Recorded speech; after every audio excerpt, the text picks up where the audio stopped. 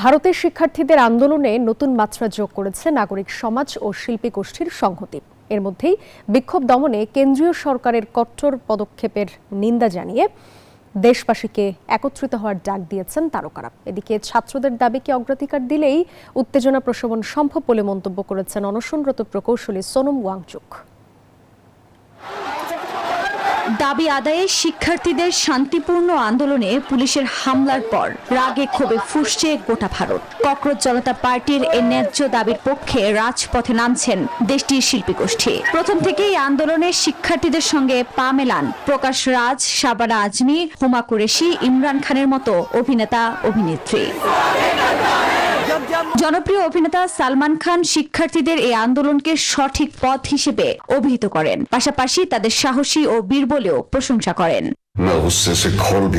এছাড়া সামাজিক যোগাযোগ মাধ্যমে ভিডিও পোস্টে শিক্ষার্থীদের প্রতি সমর্থন জানান নাসিরুদ্দিন শাহ, দিয়া মির্জা, রিতেশ দেশমুখ, জেনেলিয়া ডি সুজার সহ অনেকে।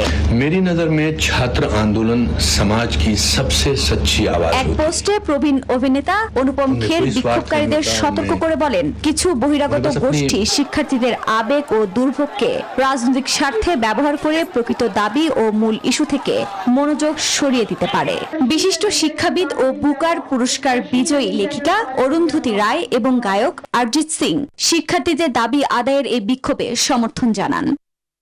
এদিকে শিক্ষা ব্যবস্থায় পরিবর্তন ও কেন্দ্রীয় শিক্ষামন্ত্রীর পদত্যাগের দাবিতে দীর্ঘ 25 দিন অনশনে ভারতের বিখ্যাত প্রকৌশলী, শিক্ষাবিদ, উদ্ভাবক এবং পরিবেশ কর্মী সোনাম ওয়াংচুক। 11 কেজি ওজন কমার পাশাপাশি দেখা দিয়েছে নানা শারীরিক জটিলতা, বাড়ছে স্বাস্থ্য ঝুঁকিও। তবে আন্দোলনরত শিক্ষার্থীদের আইনি হয়রানি না করার শর্তে অনশন ভাঙার ঘোষণা দেন তিনি। আমি সরকারের কাছ থেকে এই আশ্বাস চাই যে তারা শিক্ষার্থীদের হয়রানি করবে না। যদি এই আশ্বাস পাই তাহলে আমি আপনাকে এবং এখানে আগত অন্য রাজনীতিবিদদের সম্মান জানিয়ে আমি আজ আমার অনশন ভাঙব।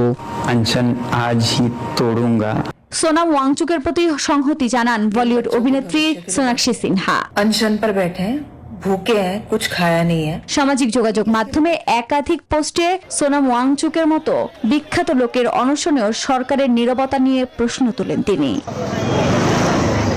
আফরিন মৌ, নিউজ 24।